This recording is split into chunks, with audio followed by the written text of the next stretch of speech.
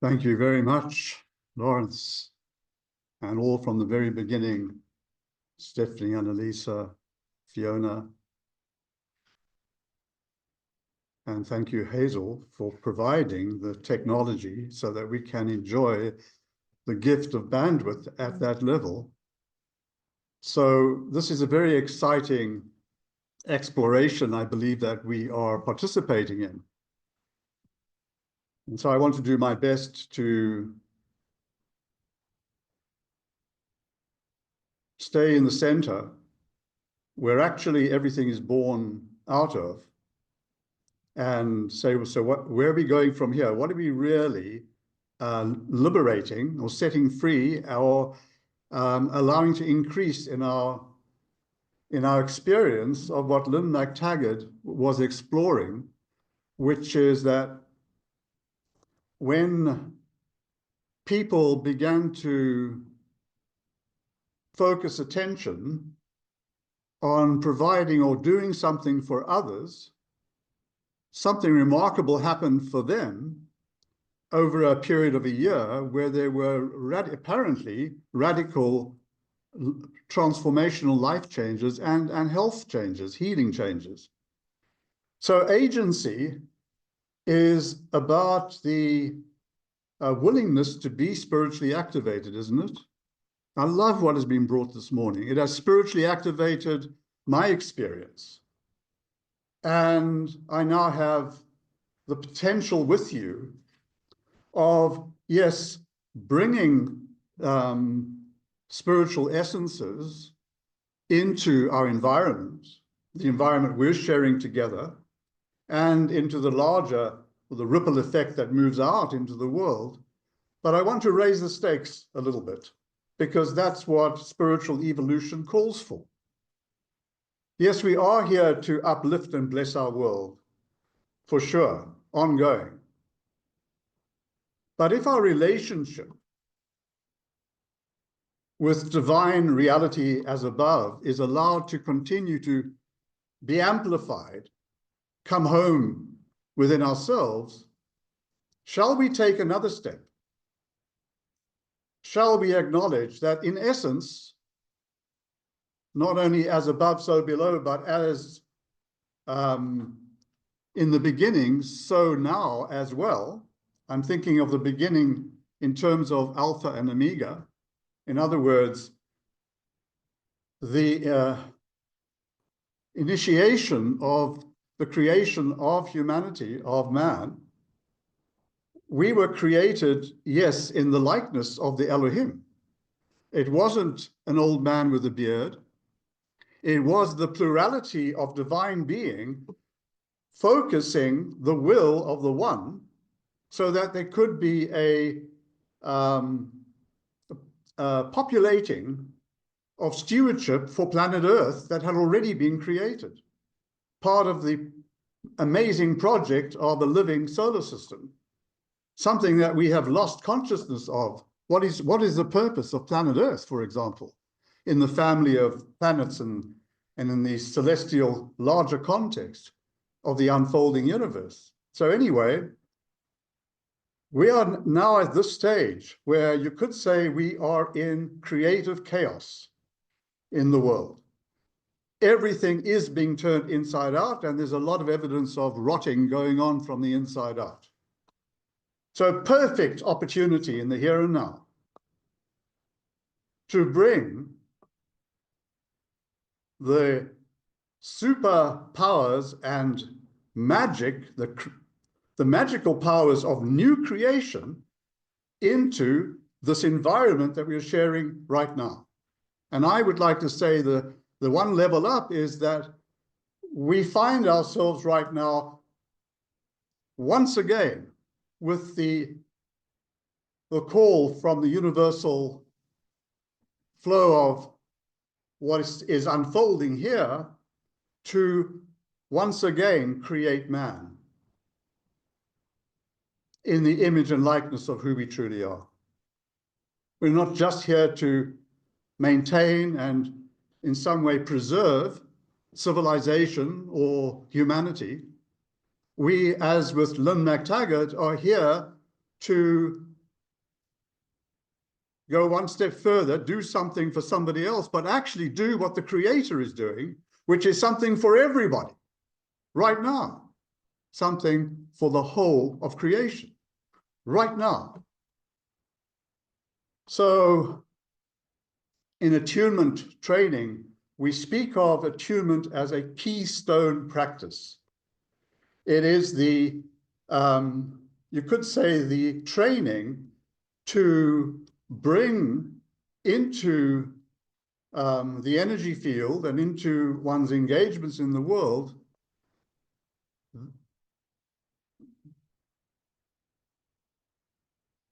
the realms of being which already are governed and moving in a unified, coherent way, to bring that attunement current into the world through the axis mundi. In other words, the crossover point. Okay? Now, in this conversation, we've been touching into how do we increase our spiritual bandwidth? How do we regenerate the capacity that is necessary for revealing, let's say, the presence of the Elohim? Lawrence touched on this. Expressing through man, expressing through this modern temple, this beautiful design that is empowered to transmit spiritual governance and creative power. And part of the project right now is the need to recreate the identity, the attitudes, and the way of being of humanity on earth in concordance with what's already happening in the divine family at a higher vibrational frequency. We're not trying to reinvent the wheel. We're not trying to do what they did to create Frankenstein. It's like a new experiment never been done before. We're simply here to let an increased bandwidth of resonating consciousness be aligned and centered through the axis mundi. Well, I should go like this if I could do the crossover and do a vertical at the same time, to let the presence of our being in heaven express the essences, the vibrational essences that are the carrier wave for life, for generativity, for restoration. And we discover what that expression needs to be in the present moment. We admit we are having an intimate relationship with the wonderful one within. I am that I am. I am an ambassador or representative of the Elohim, together with all of us. We are that plurality of divine being right here. And right now, we're in the process of acknowledging that Babel, what was it said in the book of Revelation, I think, Babylon, Babel, the great city is fallen, as this rotting from the inside of an independent, self-serving mind, which has arrogantly refused to receive the eternal nature of being as the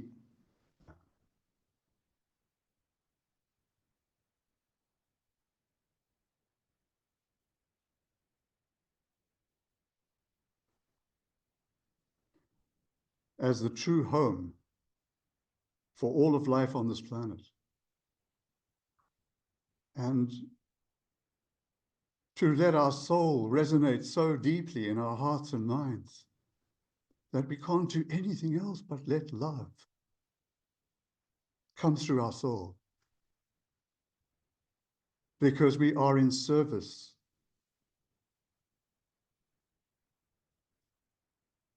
to the one whose presence is always in the center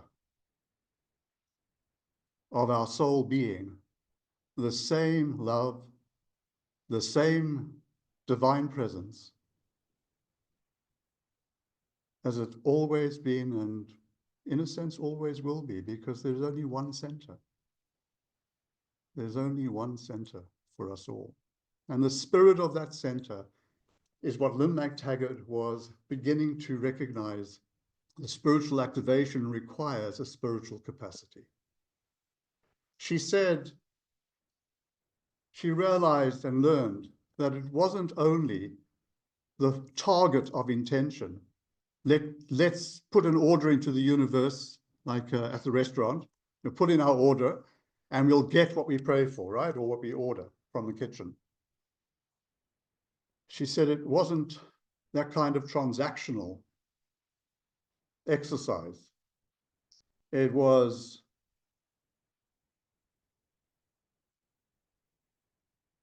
somehow a recognition that we're here to serve the whole. You can do it by serving one another, but it's so that the whole is served. That's the spirit of Ubuntu, isn't it? As we are in dignified relationship with one another, it's because there is a spiritual knowing from the ancients, perhaps in African spirituality, that we are taking care of the whole. So she spoke about going beyond the five senses. That if we are just engaging with our world through the five senses and not developing our spiritual capacity, we've lost the plot, or we've already lost it anyway, but we remain lost. We remain rotting from the inside out. We're actually born to die and not to live. So we are here to continue being profoundly thankful for having reawakened to our own spiritual capacity, for receiving, entertaining, and being the vehicle for the expression of living essences. The essences of life that carry in themselves, through the radiation of what we're talking about, within those essences are carried the very pattern, as David's been saying, of what needs to unfold. We are reintroducing spiritual DNA into earthly heredity or biological DNA. We are allowing the lineage and presence of eternal being marry with the genetics in our biology to create all things new, because there's a harmonic that is being brought back into place. That's what our spiritual capacity for expressing essences is for. It's to accomplish that. So may I, in this moment, chill out a little bit, slow down, and make a declaration on our behalf.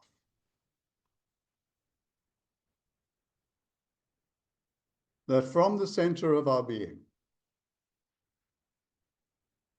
in relationship, in loving, devotional relationship to the presence of our soul, the wonderful one within each of us, we declare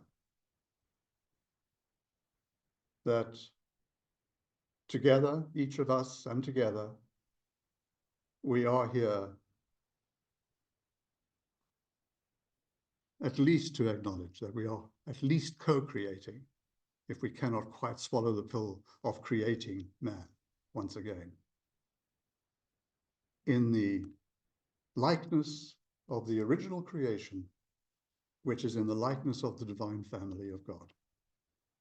As above, so below, we all belong together in the character, in the authority of that love, and we are empowered as the Elohim at this level of being. It was called it biblically Jehovah, God in action on earth. Jehovah is all of us. It's the collective image, you could say, of this level of the Elohim. And we are empowered, as I say, to begin to be more interested in what's necessary to reestablish balance, alignment, or at least alignment first, a new trajectory of change. The power of one creates change in the world, but it requires the many unified in that. And we don't have to be distracted like who was the wife of, yeah, that's the one I'm thinking of, Lot. Lot was distracted a lot. And so she kept on looking back to see what was not working, what was falling apart, the very state they were leaving. And what was she turned into? Yeah, a pillar of salt. What is the pillar of salt? It's just crystallizations, no essences. I want to cry. The sad loss of the potential of this man, this husband and wife, this man and woman, moving together into the new vibrational space of creation, of redemption for humanity. So we are here to receive once again the commission as a body, a living body of individual cells, infused, endured, what's the word, already with the spiritual DNA necessary to bring a refocusing, a true focus of the light of being on behalf of our Creator. You could say nothing's ever changed. We've always had this commission. How beautiful to have the humility and the courage and the willingness as an ordinary human being to understand that, as was in the song sung, The Power of One, we are chosen. We are chosen because we chose. We chose to be here. And it was a kind of a joint venture. So who chose who is not the point. But the point is that we are in this project together, and I'd love to invite you and Lisa to come up.